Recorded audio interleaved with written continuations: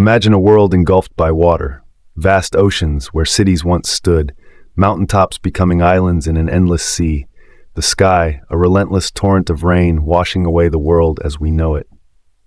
This cataclysmic event, known as the Great Flood, is one of the most well-known stories from the Bible. But beyond the tale of a man named Noah and his ark full of animals, lies a profound question that has puzzled theologians, scholars, and believers for millennia. Today, we'll dive deep into this ancient narrative, exploring the events leading up to the flood, the character of Noah, and the reasoning behind God's drastic decision. We'll examine the biblical account, its context, and the lasting impact this story has had on religious thought and human culture. Join us as we unravel this tale of divine judgment, human failings, and ultimate redemption.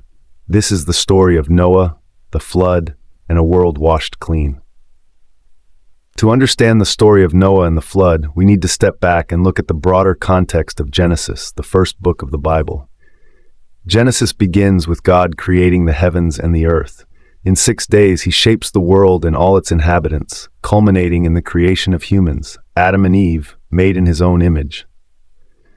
But this paradise is short-lived. Adam and Eve disobey God, eating from the forbidden tree of knowledge.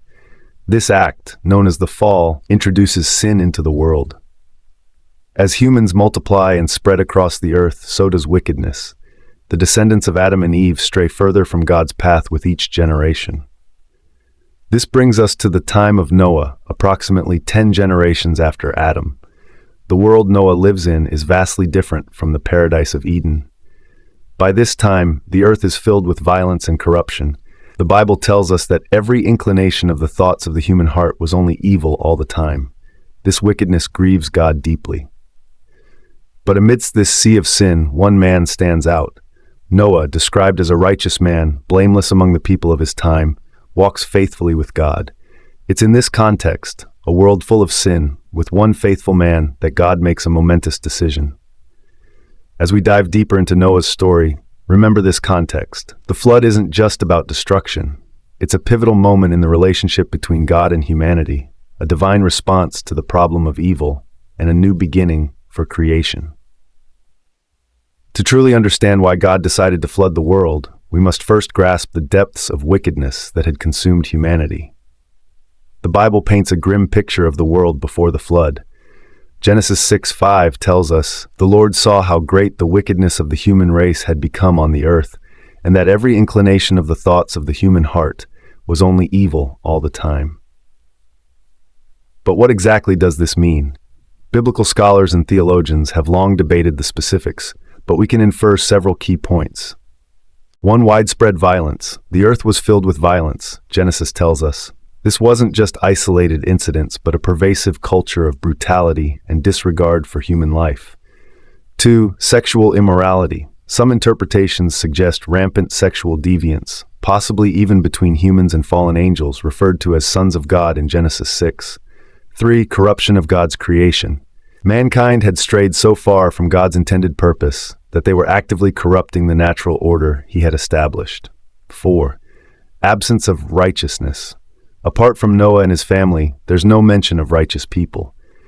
This suggests a near-total moral collapse of society. 5. Continuous evil thoughts. The text emphasizes that people's thoughts were only evil all the time, indicating a complete rejection of goodness and God's ways. Faced with this overwhelming evil, God's reaction is profound and deeply personal. Genesis 6:6 states, "The Lord regretted that he had made human beings on the earth, and his heart was deeply troubled." This anthropomorphic description, attributing human emotions to God, underscores the severity of the situation.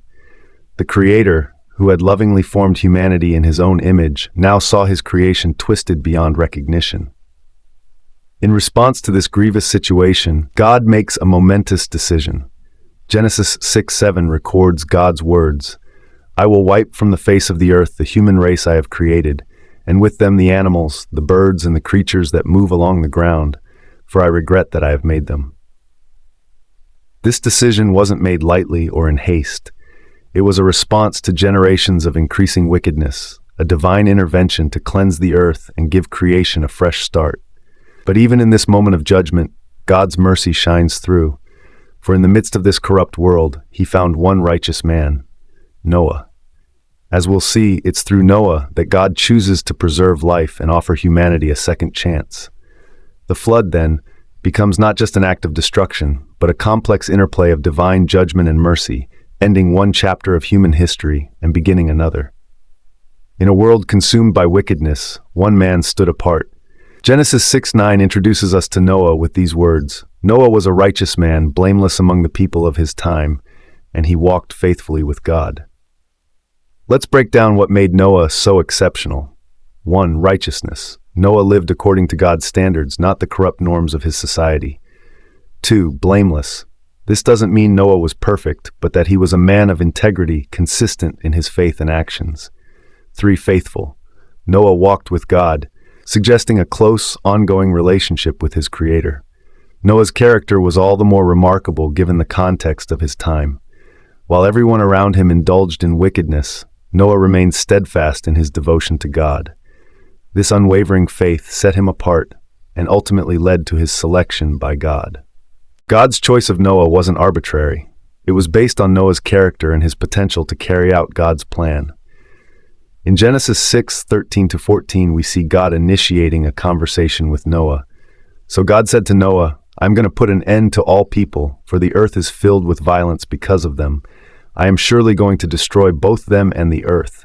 So make yourself an ark of cypress wood. Make rooms in it and coat it with pitch inside and out." God's instructions to Noah were specific and detailed. He provided 1. The reason for the flood, 2. The dimensions and materials for the ark, 3. Instructions to bring animals onto the ark, 4. Details about the coming flood, 5. A covenant promising to spare Noah and his family. Noah's response to these extraordinary instructions is equally remarkable. Genesis 6:22 simply states, "Noah did everything just as God commanded him." There's no record of doubt, questioning, or hesitation. Noah's obedience was immediate and complete. This obedience was no small matter. Building the ark was a monumental task that would take years. Noah would face ridicule and skepticism from his neighbors. Yet he persevered, driven by his faith in God and his commitment to righteousness. In Noah, we see a man whose character made him the perfect instrument for God's plan. His righteousness set him apart, his faithfulness made him reliable, and his obedience made him capable of carrying out God's instructions. Through Noah, God would preserve life on earth and offer humanity a fresh start. With God's instructions in hand, Noah embarked on one of the most ambitious construction projects in history, building the ark. God's design for the ark was precise. According to Genesis 6:15, the specifications were length 300 cubits, about 450 feet or 137 meters, width 50 cubits, about 75 feet or 23 meters, height 30 cubits, about 45 feet or 14 meters. To put this in perspective, the ark would have been longer than a football field and as tall as a 4-story building. Its volume was comparable to that of 450 semi-truck trailers. The Bible doesn't specify exactly how long it took to build the ark. However, many scholars estimate it could have taken between 55 to 75 years, based on the ages of Noah's sons and the time mentioned in Genesis. Noah used gopher wood, believed by many to be cypress, and sealed it with pitch inside and out. The ark had 3 decks, a roof, and a door on its side. It also had a window, possibly for ventilation. As the ark neared completion, Noah faced another monumental task, gathering the animals. God's instructions were clear. You are to bring into the ark 2 of all living creatures, male and female, to keep them alive with you. 2 of every kind of bird, of every kind of animal, and of every kind of creature that moves along the ground will come to you to be kept alive. Genesis 6:19-20. The logistics of this gathering are mind-boggling. How did Noah collect all these animals? The Bible suggests that God brought the animals to Noah, rather than Noah having to search for them. Interestingly, God instructed Noah to take 7 pairs of every kind of clean animal and bird, but only 1 pair of every kind of unclean animal. This ensured that there would be enough clean animals for sacrifice and eventually food after the flood. Inside the ark, Noah had to prepare space and provisions for all these creatures. This included gathering and storing food, creating enclosures, and devising systems for waste management. It was a task that required immense planning and faith. After decades of labor, ridicule from his neighbors, and what must have been countless challenges, Noah's obedience and perseverance paid off. The ark was complete, the animals were gathering, and the stage was set for the momentous event that would reshape the world. With Noah, his family, and the animals safely aboard the ark, the stage was set for an event that would reshape the face of the earth. Genesis 7:11 describes the beginning of the flood with vivid imagery. In the 600th year of Noah's life, on the 17th day of the second month, on that day all the springs of the great deep burst forth, and the floodgates of the heavens were opened. This wasn't just a rainstorm. The Bible describes two sources of water, the springs of the great deep and the floodgates of the heavens. This suggests a cataclysmic event involving both torrential rain and massive upheavals of underground water sources. The duration and extent of the flood were extraordinary. According to Genesis, the rain fell for 40 days and 40 nights without ceasing. But that was just the beginning. Let's break down the timeline of the flood. 1. Day 1 to 40, continuous rain. 2. Day 150, waters reach their peak, covering even the highest mountains. 3. Day 150, 224, waters remain at their peak. 4. Day 224, ark comes to rest on the mountains of Ararat. 5. Day 314, mountaintops become visible. 6. Day 371, earth is dry enough for Noah to leave the ark. The extent of the flood was global. Genesis 7:19-20 states, "They rose greatly on the earth, and all the high mountains under the entire heavens were covered. The waters rose and covered the mountains to a depth of more than 15 cubits. This means that even the tallest mountains were submerged under at least 20 feet of water. The entire face of the earth was transformed into a vast, planet-wide ocean.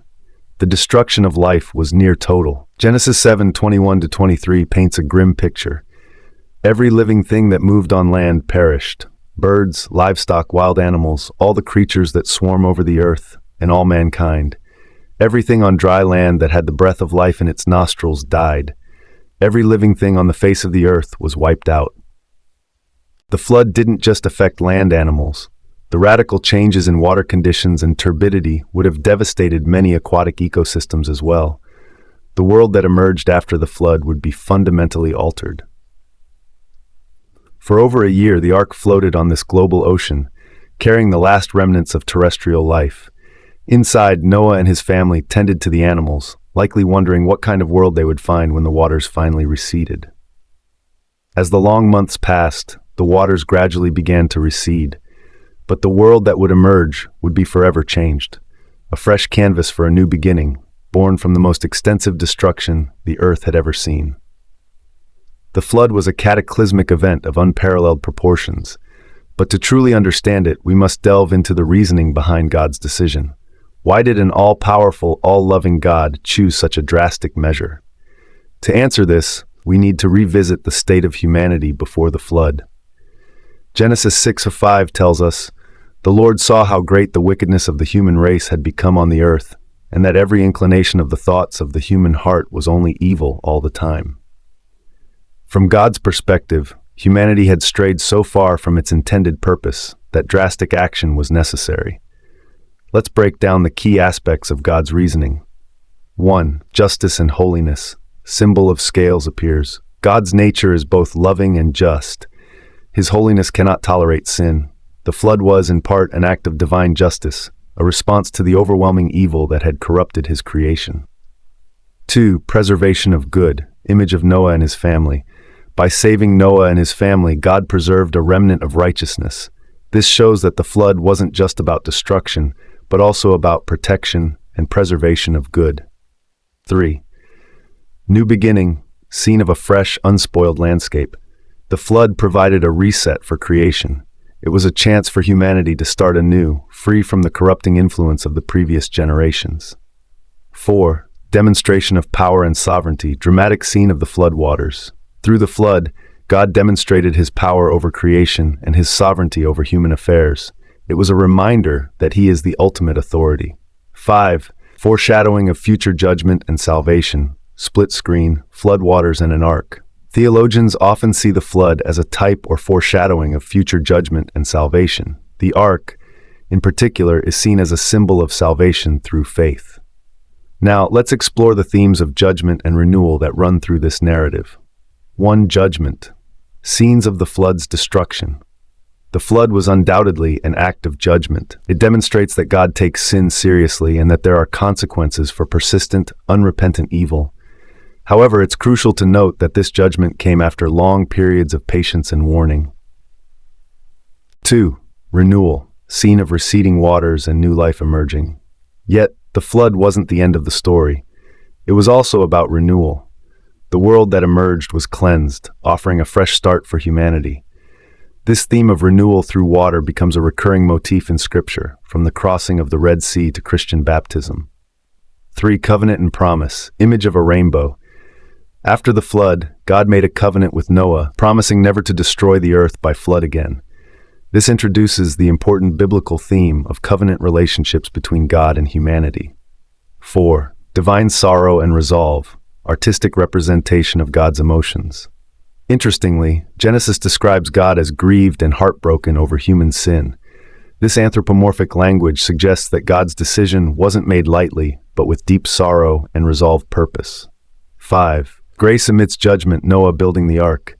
Even in judgment, we see God's grace. He warned Noah, provided a means of salvation, and ultimately preserved life. This pattern of grace amidst judgment is a recurring theme throughout the Bible. In the end, the story of the flood is complex. It's a narrative of divine judgment, yes, but also of mercy, renewal, and hope. It reveals a God who is deeply invested in his creation, who judges evil but also provides a way of salvation. As we reflect on this ancient story, we're invited to consider its implications for our understanding of God, humanity, and our relationship with our Creator. After 150 days of floating on a world-encompassing ocean, the ark came to rest on the mountains of Ararat, but Noah's journey was far from over. Genesis tells us that God sent a wind to help the waters recede. Slowly, over many months, the floodwaters withdrew, revealing a transformed landscape. Noah sent out birds to test if the land was dry. First a raven, then a dove. When the dove returned with a fresh olive leaf, Noah knew that plants were growing again. Finally, when the dove didn't return, he understood that it had found dry land. On the 27th day of the second month of Noah's 601st year, God told Noah to leave the ark. After more than a year inside, Noah, his family, and all the animals stepped out into a new world. The world they encountered was both familiar and strange. The same sun shone in the sky, but the land had been reshaped by the flood's power. It was a fresh start for life on earth. Noah's first act was to build an altar and offer sacrifices to God. This act of worship pleased God, who then made a profound promise. God spoke to Noah, saying, "Never again will I curse the ground because of humans, even though every inclination of the human heart is evil from childhood. And never again will I destroy all living creatures as I have done." God promised that as long as the earth endures, the cycles of nature would continue. Seed time and harvest, cold and heat, summer and winter, day and night. To seal this covenant, God provided a sign, the rainbow. As described in Genesis 9:13-15, "I have set my rainbow in the clouds, and it will be the sign of the covenant between me and the earth. Whenever I bring clouds over the earth and the rainbow appears in the clouds, I will remember my covenant between me and you, and all living creatures of every kind." The rainbow, a natural phenomenon caused by the refraction of light through water droplets, became a powerful symbol of God's promise. Every time it appears, it serves as a reminder of God's covenant never to flood the entire earth again. For Noah and his descendants, the rainbow would be a constant reassurance of God's mercy and faithfulness. It marked the beginning of a new chapter in the relationship between God and humanity. To this day, the rainbow continues to captivate us with its beauty. For many, it remains a powerful symbol of hope, promise, and new beginnings, a vibrant reminder of an ancient covenant between God and all living creatures. The flood had reshaped the world, but God's covenant promised continuity and hope for the future. It was a new beginning, marked by God's enduring promise and symbolized by the timeless beauty of the rainbow. The story of Noah and the flood is more than just a historical account. It's rich with theological implications that have shaped religious thought for millennia.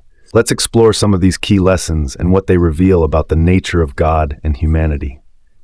First, let's consider the lessons about obedience and faith. 1. Obedience in the face of the unknown. Show Noah building the ark. Noah's obedience to God's command to build the ark, despite never having seen rain, demonstrates extraordinary faith. It teaches us about trusting God's word, even when it seems illogical by worldly standards. 2. Perseverance in faith. Time-lapse of ark construction. Building the ark likely took decades. Noah's persistence in this task, despite probable ridicule from his neighbors, shows us the importance of long-term faithfulness. 3. Faith as action. Noah gathering animals. Noah's faith wasn't just belief, it was belief that led to action. This aligns with the New Testament teaching that faith without works is dead. Now, let's examine what the flood narrative reveals about God's justice and mercy. 1. God's holiness and justice. Flood waters rising. The flood demonstrates God's absolute intolerance of sin and his just response to evil. It reminds us of the seriousness of sin in God's eyes. 2. God's mercy amidst judgment. Noah's family in the ark. Even in judgment, God shows mercy by preserving Noah and his family. This foreshadows the biblical theme of God always preserving a faithful remnant. 3. Balance of justice and mercy, rainbow appearing. The covenant after the flood, symbolized by the rainbow, shows God's desire to extend mercy even after executing judgment. It reveals a God who is both just and merciful. Beyond these specific lessons, the flood narrative has broader theological implications. 1. Human nature and sin. Contrasting scenes of wickedness and righteousness. Narrator, the story starkly portrays the human capacity for evil, but also the potential for righteousness, as exemplified by Noah. 2. God's sovereignty over creation. Scenes of flood and receding waters. The flood demonstrates God's power over the natural world, reinforcing the biblical view of God as the supreme creator and sustainer of all things. 3. Covenant relationship. God speaking to Noah. The covenant with Noah introduces the important biblical concept of God entering into binding agreements with humanity, a theme that continues throughout Scripture. 4. Typology and foreshadowing. Split screen, ark and cross. Narrator, many theologians see the ark as a type or foreshadowing of salvation through Christ. Just as the ark saved Noah from judgment, Christ is seen as the means of salvation from divine judgment. In conclusion, the story of Noah and the flood provides rich theological material for reflection. It teaches us about faith, obedience, the serious consequences of sin, and the delicate balance between God's justice and mercy. These theological implications continue to be studied, debated, and applied by believers around the world. They challenge us to consider our own faith, our understanding of God's nature, and our response to his call in our lives. As we come to the end of our exploration of Noah's flood, let's recap the main points we've covered. 1. We began by examining the biblical context, understanding the state of the world that led to God's decision. 2. We looked at Noah's character and why he found favor in God's eyes. 3. We detailed the monumental task of building the ark and gathering the animals. 4. We visualized the catastrophic flood itself, its duration, and global extent. We analyzed God's reasoning, exploring themes of judgment and renewal. 6. We saw the aftermath of the flood in God's covenant, symbolized by the rainbow. 7. Finally, we reflected on the theological implications, including lessons about faith, obedience, and God's nature. But what relevance does this ancient story hold for us today? First, it reminds us of our responsibility as stewards of the earth. While God promised never to flood the entire world again, we face environmental challenges that require our attention and action. Second, it prompts us to reflect on morality and justice in our own time. What would God think of our world today? How can we strive to be more like Noah, standing for righteousness even when it's unpopular? Third, it continues to shape faith traditions around the world. The themes of divine judgment, mercy, and covenant resonate across many belief systems. Fourth, Noah's story encourages us to have the courage of our convictions. In a world that often ridicules faith, Noah's example of unwavering obedience is deeply inspiring. Lastly, the flood narrative offers hope. It reminds us that even after the most catastrophic events, there's the possibility of a new beginning. The rainbow continues to stand as a symbol of hope and divine promise. In conclusion, the story of Noah and the flood, while ancient, continues to offer profound insights into the human condition, our relationship with the divine, and our place in the natural world. It challenges us to examine our own lives, our faith, and our impact on the world around us. As we face the complexities of our modern world, perhaps we can draw inspiration from Noah's faith, God's mercy, and the enduring promise of new beginnings. The flood may be a tale from the distant past, but its lessons and symbolism continue to resonate, inviting us to reflect, learn, and grow. Kindly like, comment, share, and subscribe to this channel for more Bible stories.